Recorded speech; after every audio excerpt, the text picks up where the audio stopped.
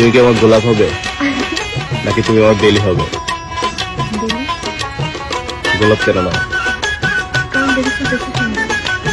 ও আচ্ছা, নিজেকে অনেক সুন্দর মনে হচ্ছে না?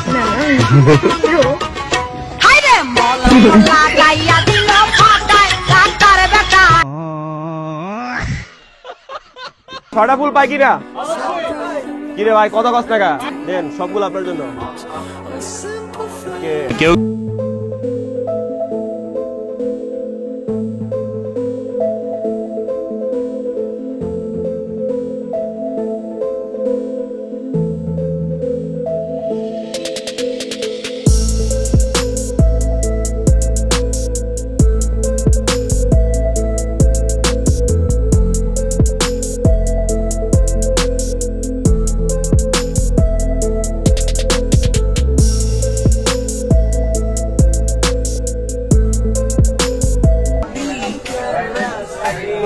ঠেকা খেয়ে কেউ কবি হয়, কেউ লজ্জা হয়, কিন্তু আমাদের কাফি ভাই দুইটাই একসাথে হয়েছে। কারণ কাফি ভাইকে তার প্রেমিকা বেশি কষ্ট দিছিল। কাফি ভাই হারাইছে একজন, মানে তার প্রেমিকাকে শুধু, কিন্তু এখন দেখেন সে 1000 জনকে পেয়ে গেছে। আরো বেশি ভাই, আরেকটা মিলাই 6টা।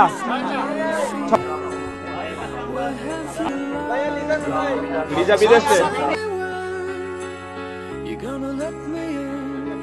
কাফি ভাই বর্তমানে চারপাশ থেকে তিনি ট্রলের শিকার হচ্ছেন, কারণ তার বইয়ের দোকানে আসা মেয়েদের সাথে সে লুচ্চা টাইপের কথাবার্তা এবং মাঝে মাঝে হাত ধরাধরি করে, এবং হাত যে ছাড়তে হবে সেটা তিনি ভুলে যান হাত ধরার পরে।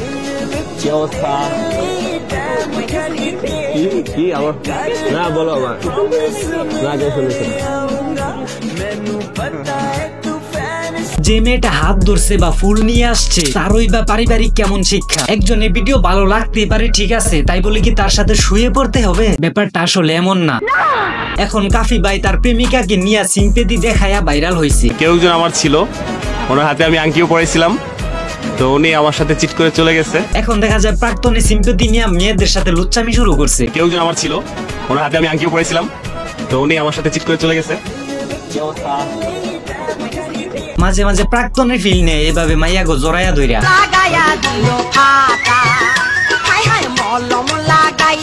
এবং প্রাক্তনের সাথে লুচ্চামির কথা মনে করে অন্য মেয়ের হাতে তো শক্ত করে ধরে যে পরবর্তীতে হাত ছুটাইতে হইব ওইটা মনে থাকে না। মানে হাত ছুটানির কথা কাফি ভাই পুরা ভুলে যায়। কাফি ভাই কারো পা চেটে ভিডিও বানায় না, কিন্তু স্টলে আসা সকল মেয়েদের চাটে।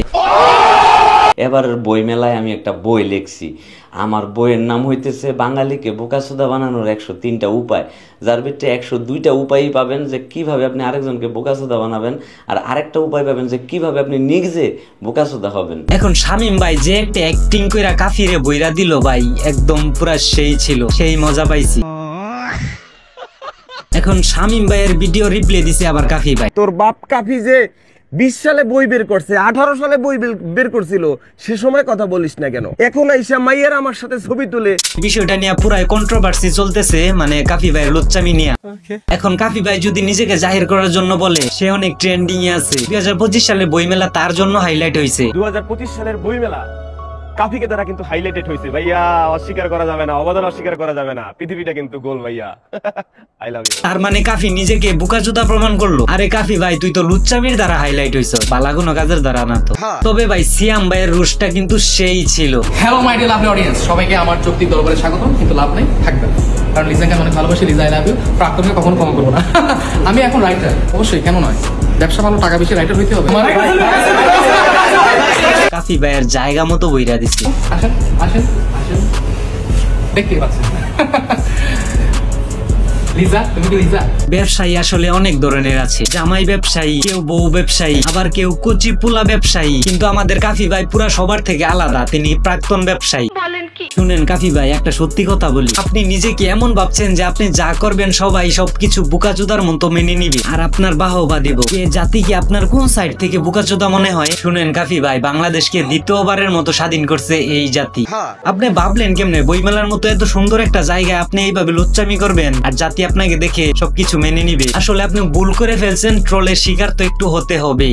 ভুলে যায় না, যখন ভালো কাজ করছেন তখন কিন্তু এই মানুষই আপনার বাহবা দিছে এবং বলছিল আমাদের একজন ব্রোকেন হার্ট কাফি ভাই আছে।